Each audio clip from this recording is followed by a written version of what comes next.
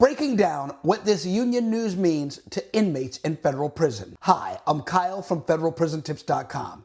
Yesterday, I brought you the story of the BOP terminating the master agreement with the Council of Prison Locals 33, CPL 33, the union that represents BOP correctional officers and staff at federal prisons across the country. The master agreement was terminated with the union after an executive order from President Donald Trump. But why should you care at home if you have a loved one in federal prison? It's no secret that in June of 2025, Federal Prison Director William K. Marshall III put out a memo or a directive to all federal prison staff and inmates. He doubled down on that directive by also placing that same information on the BOP publicly facing website. His intentions were explicit and clear.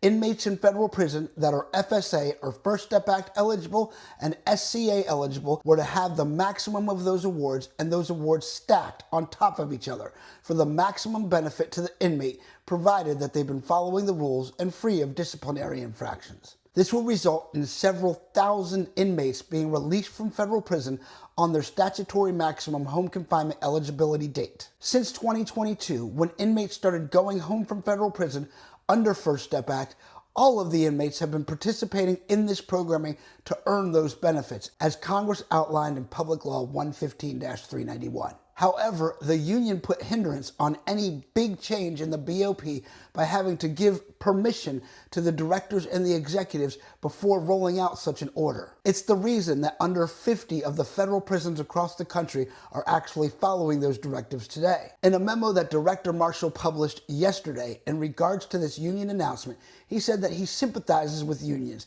having grown up in West Virginia. However, this union was a hindrance to the inmates and the other staff in the federal prison system. So what does this mean for inmates in federal prison? All the while, we know that Billy Marshall, Josh Smith, and Rick Stover have been visiting federal prisons across the country and promising change.